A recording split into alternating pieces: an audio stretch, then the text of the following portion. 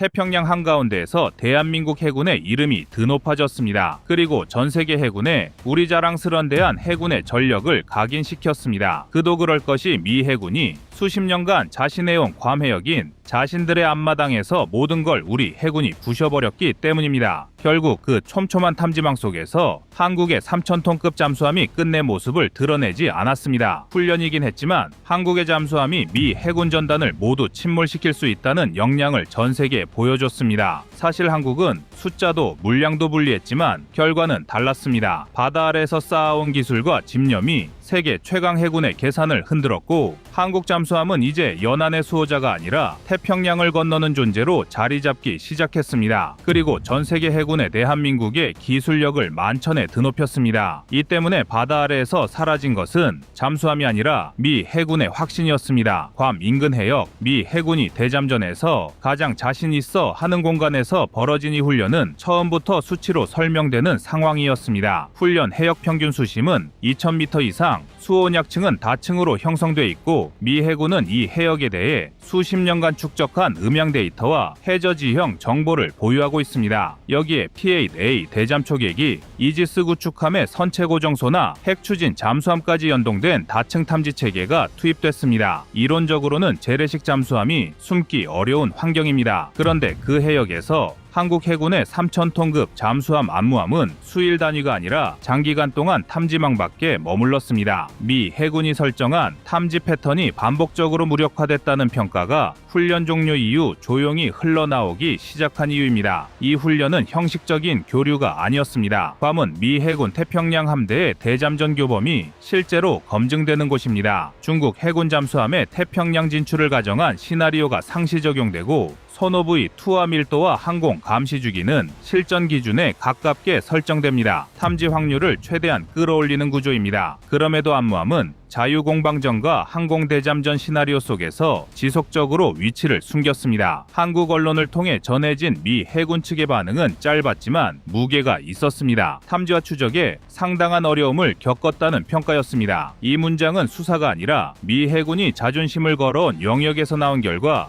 요약에 가깝습니다. 안무함은 도산안창호급 잠수함 소속으로 배수량 약 3,000톤급 대형 재래식 잠수함입니다. 길이 약 83m, 폭 9.6m, 자망 속도는 20노트 이상을 목표로 설계됐습니다. 핵심은 AIP 기반 추진 체계입니다. 이 체계는 수중에서 최대 14일 이상 연속 작전을 가능하게 하며 디젤 발정이 가동을 최소화해 기계 소음을 크게 줄이는 구조를 갖고 있습니다. 여기에 축전지 전력 관리 시스템이 결합돼 저속 항해 시 발생하는 음향 신호를 안정적으로 억제합니다. 괌까지의 왕복 항해 거리는 약 7,000km에 달하며 이는 단순 이동이 아니라 장거리 작전 지속 능력을 검증하는 과정이었습니다. 이 항해와 한 달여에 걸친 훈련 기간 동안 단 한 건의 장비 고장도 발생하지 않았다는 점은 숫자로 확인되는 신뢰성 지표로 받아들여지고 있습니다.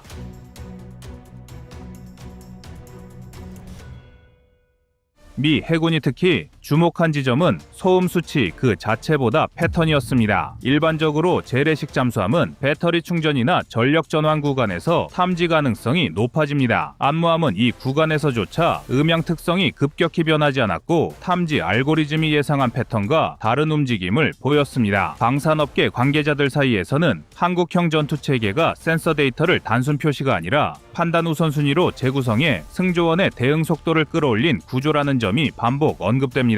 탐지 이후 대응까지 걸리는 시간이 기존 대비 수십 % 단축되도록 설계됐고 이는 미 해군의 탐지 주기 계산을 어긋나게 만드는 요인으로 작용했을 가능성이 큽니다. 정량적인 비교에서도 이 장면의 의미는 분명해집니다. 독일 212 A급 잠수함은 약 1,800톤급으로 저소음 연안 작전에 특화돼 있고 일본 소류급은 4,000톤이 넘는 대형화로 장기 항속에 초점을 둡니다. 도산안창호급은 이 둘 사이에 위치하지만 단순한 중간 선택지가 아닙니다. 연안과 원양을 동시에 고려한 설계, 연합작전을 전제로 한 전투체계 통합, 국산화율 80% 이상이 적용된 센서와 소프트웨어 구조까지 포함돼 있습니다. 한 척당 건조 비용은 약 1조 원 수준으로 알려져 있으며 이 비용으로 확보되는 작전 방향과 체계 완성도를 감안하면 가격 대비 성능 측면에서 경쟁력이 있다는 평가가 이어집니다. 이 결과 뒤에는 우리 국민들로 모르는 처절한 개발 역사와 시간이 쌓여 있습니다. 설계 초기 단계에서 한국은 추진 축 배열과 선체 형상을 수차례 수정했고 시험 수조 데이터와 실제 해상 시운전 결과가 일치하지 않아 설계를 되돌린 사례도 있었습니다. 일정 지연과 비용 부담을 감수하면서도 독자 설계를 고수한 이유는 명확했습니다. 연합작전 환경에서 스스로 통제 가능한 잠수함을 만들겠다는 판단이었습니다. 이번 괌 훈련은 그 판단이 숫자와 결과로 증명된 첫 장면입니다. 미 해군이 가장 자신 있는 바다에서 한국 잠수함이 쉽게 잡히지 않았다는 사실은 우연이 아니라 축적의 결과로 읽힙니다. 바다 아래에서 벌어진 이 침묵의 싸움은 한국 해군 잠수함 전력이 이미 다른 좌표에 올라섰음을 보여주고 있습니다. 이번 괌 해역 연합훈련을 이해하려면 미 해군과 한국 해군이 서 있던 출발선부터 정확히 봐야 합니다. 미 해군은 세계에서 가장 정교한 대잠전 체계를 가진 조직입니다. 수십 년간 축적된 음향 라이브러리, 수온약 층별 탐지 모델,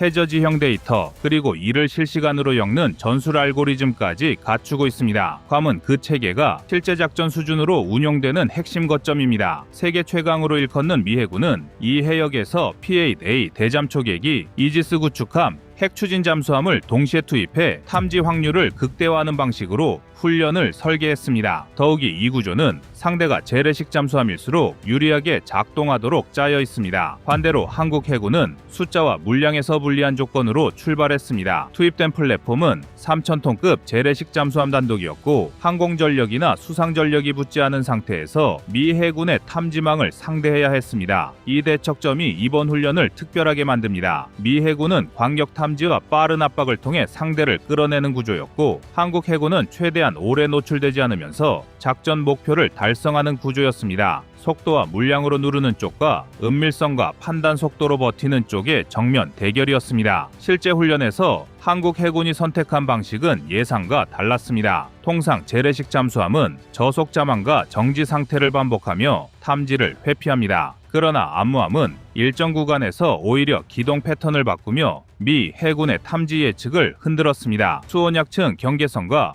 해저지형 음영을 활용해 이동 경로를 짧게 끊고 탐지 주기와 탐지 주기 사이에 공백을 계산해 움직이는 방식이었습니다. 이 과정에서 중요한 역할을 한 것이 한국형 전투체계입니다. 센서에서 들어오는 정보를 그대로 나열하지 않고 위협 가능성 순으로 재정렬해 승조원의 판단 시간을 줄이는 구조입니다. 방산업계 내부에서는 이 판단 소요 시간이 기존 대비 수십 % 이상 줄어든 것으로 알려져 있습니다. 미 해군 입장에서 가장 까다로웠던 지점은 패턴 붕괴였습니다. 탐지 알고리즘은 상대의 움직임이 반복될수록 정확도가 올라갑니다. 그런데 암무함은 배터리 전환, 속력 변화, 수심 이동 구간에서 음향 특성이 급격히 튀지 않도록 설계된 운용을 보여줬습니다. 일반적으로 재래식 잠수함은 특정 구간에서 소음이 증가하지만 이번 훈련에서는 그 변곡점이 흐릿해졌습니다. 미 해군의 탐지 체계가 어디쯤 있을 것이라는 계산은 됐지만 실제 접촉으로 이어지지 않는 상황이 반복된 것입니다. 여기서 미 해군과 한국 해군의 철학 차이가 드러납니다. 미 해군은 압도적인 센서와 플랫폼으로 상대를 빠르게 포착하고 제거하는 구조를 갖고 있습니다. 반면 한국 해군은 제한된 자산으로도 최대 효과를 내기 위해 작전 전 단계에서 시나리오를 촘촘히 쪼개는 방식을 택해왔습니다. 이번 훈련에서도 암무함은 단일 목표를 오래 유지하지 않았고 탐지되었을 가능성이 조금이라도 높아지는 순간 바로 작전 구도를 바꿨습니다. 이 판단이 현장에서 즉각 이루어졌다는 점이 중요합니다. 사전에 짜인 매뉴얼이 아니라 실시간 데이터에 기반한 대응이 가능했기 때문입니다. 정량적으로 보면 이 차이는 더 실감납니다. 괌 해역 훈련에서 미 해군은 수십 개 이상의 소노부위를 순차적으로 투하하며 탐지 밀도를 높였고 항공 감시 주기도 실전 수준으로 유지했습니다. 그럼에도 한국 잠수함은 특정 시간대에만 간헐적으로 음영 구간에서 포착됐을 뿐 지속 추적에는 실패했습니다. 이는 소음 수치 하나로 설명되지 않습니다. 추진 체계의 안정성, 전력 관리, 전투 체계 판단 속도, 승조원 숙련도가 동시에 맞물린 결과입니다. 이 지점에서 도산 안창호급 잠수함의 설계 철학이 드러납니다. 2급은 원양 항해와 연합 작전을 동시에 염두에 두고 만들어졌습니다. 국산화율 80% 이상이 적용된 전투 체계와 센서 구조는 연합 훈련에서도 운용 제약을 최소화했고 외부 체계에 과도하게 의존하지 않는 구조는 현장 판단의 자유도를 높였습니다. 미 해군 입장에서 한국 잠수함은 성능 수치로만 예측하기 어려운 상대가 된 셈입니다. 결국 이번 훈련은 누가 더 많은 장비를 가졌는지의 문제가 아니었습니다. 어떤 쪽이 바다를 더 잘 이해하고 그 이해를 작전으로 전환할 수 있었는지의 문제였습니다. 미 해군의 압도적인 탐지망 앞에서 한국 해군은 숨는 데 그치지 않고 스스로 작전의 리듬을 만들었습니다. 이 장면은 한국 해군이 더 이상 연안 방어용 전력에 머물지 않는다는 사실을 현장에서 증명한 사례로 남습니다. 태평양 한복판에서 벌어진 이 대척점의 싸움은 한국 해군 작전 역량이 이미 다른 단계로 올라섰음을 실감하게 만드는 장면이었습니다.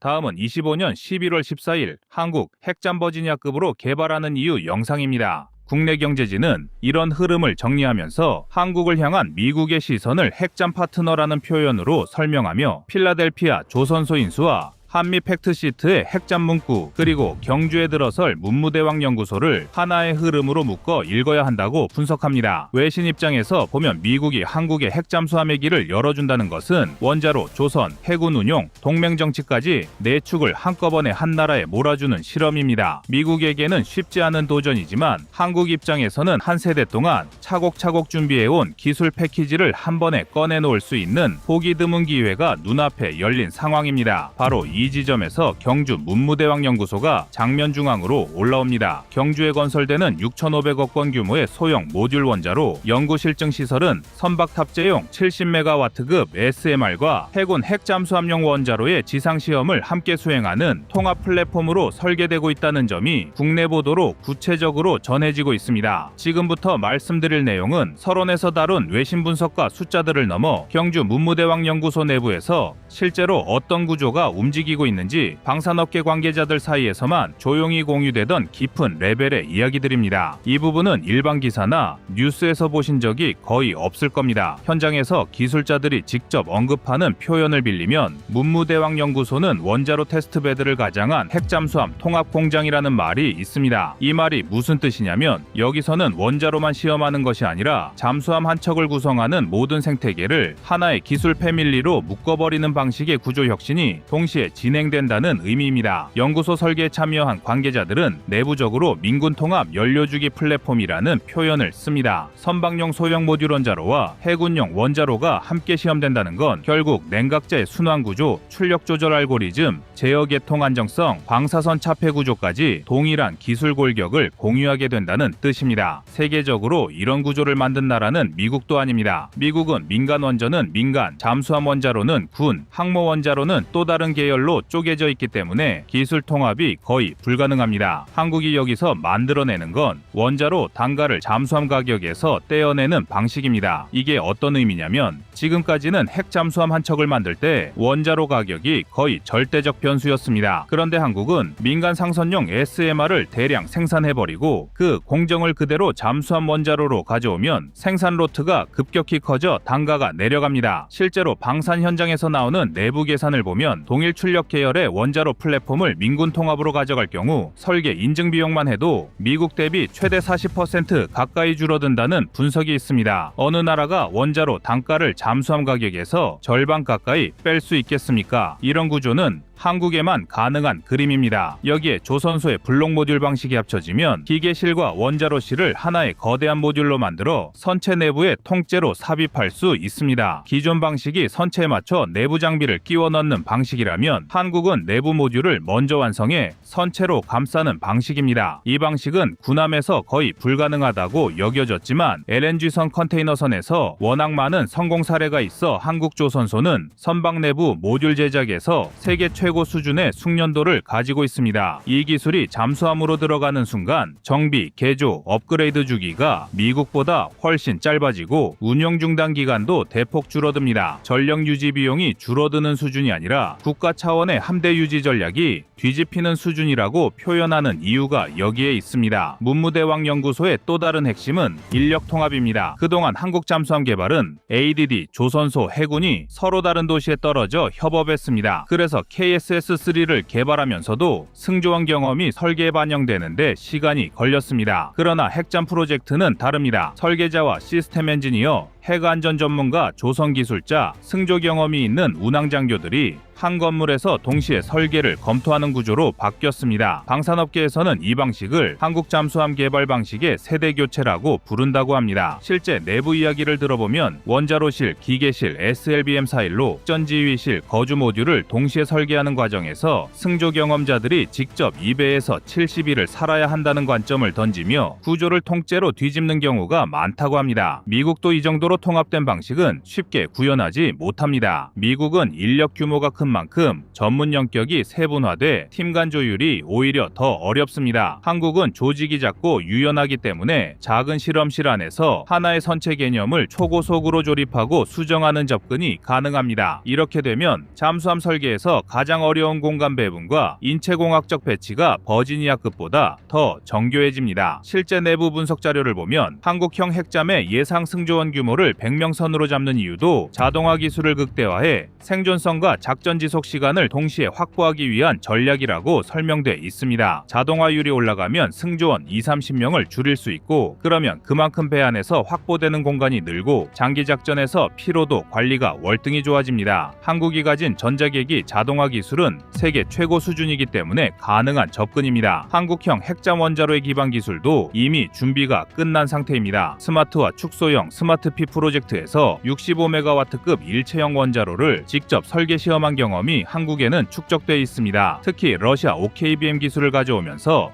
확보한 차폐자의 압력 용기, 일체형 용접 공법은 잠수함 원자로 설계의 핵심 기술로 꼽힙니다. 문무대왕 연구소의 70메가와트 SMR은 완전히 새로운 기술이 아니라 기존 검증된 기술을 바탕으로 선박 환경에서 최적화하는 단계에 들어선 상태입니다. 핵잠 원자로는 선체 진동, 충격, 급가 감속 대응 알고리즘만 별도로 손보면 되기 때문에 기술적으로는 이미 절반 이상 확보된 상태라는 평가가 나옵니다. 에너지 안보와 원전 연료 자립이라는 명분으로 포장된 이 문구를 군사외교 전문가 그룹은 전혀 다른 각도로 해석합니다. 미국 법체계상 군사용 고농축 우라늄을 외국에 내주는 것은 극도로 제한되어 있기 때문에 한국이 사용할 잠수함용 연료는 20% 이하 중저농축 영역에서 최적 설계를 해야 하고 이 제약 안에서 미국이 한국을 위해 어떤 예외를 허용하느냐가 향후 핵잠 프로젝트의 성패를 가르는 관건이 된다는 분석입니다. 실제로 로이터 통신은 미국 에너지부와 국무부가 한국에 대한 예외 적용 범위를 두고 내부 검토에 들어갔으며 호주와 맺은 오커스 방식과 유사한 별도 협정 구조까지 시나리오로 놓고 있다는 내용을 전했습니다. 외신 시각에서 보면 한국 핵잠 프로젝트 위에는 두 방향의 계산이 동시에 얹혀 있습니다. 하나는 미국이 감당하기 벅찬 핵잠 수량과 유지비를 동맹국의 조선 원자력 산업으로 분산시키려는 비용의 문제이고 다른 하나는 핵 확산 금지 체제를 정면으로 건드리지 않으면서도 중국과 러시아를 겨냥한 핵 추진 잠수함 네트워크를 인도 태평양 전역에 깔아야 한다는 전략의 필요성입니다. 이 판 위에서 한국은 매우 특이한 위치를 점합니다. 20기 중반 수준의 상업용 원전을 직접 운전해온 경험, 3600톤급 장보고3를 SLBM 플랫폼으로 완성해낸 설계 건조 실적, 세계 최상위권 상성과 군함 건조량을 동시에 유지하는 조선 산업까지 한 나라 안에 모두 모여있기 때문입니다. 결국 한국이 준비하는 핵잠 전략의 핵심은 민간 선박용 SMR과 군용 핵잠 원자로를 하나의 기술 패밀리로 묶는 구조입니다. 연료주기, 냉각계통, 제어계통, 폐기체계를 통합해 설계, 인증, 정비 비용을 대폭 줄이는 방식이죠. 미국이 버지니아급 한 척에 5조 6천억 원, 생애주기 비용까지 합치면 수십조 원이 드는 구조에 눌려 흔들리고 중국이 끝모를 속도로 핵잠을 찍어내는 상황에서 한국은 완전히 다른 해법을 준비해온 셈입니다. 그래서 나온 결론은 매우 상징적입니다. 작지만 강하고 싸지만 지속력이 뛰어난 핵잠인 것입니다. 즉 한국형 핵잠은 버지니아급에 맞설 수 있는 유일한 대안으로 평가되고 있습니다. 국내 전문가들 사이에서는 한국형 핵잠이 완성되면 세계에서 가장 운용비가 낮고 정비 효율이 높은 중대형 핵잠이라는 말이 조용히 돌고 있습니다. 기술, 조선, 자동화가 완벽하게 교차된 모델인 것이죠. 그리고 지금 세계에서 이 방식으로 핵잠을 만들 수 있는 나라는 한국뿐입니다.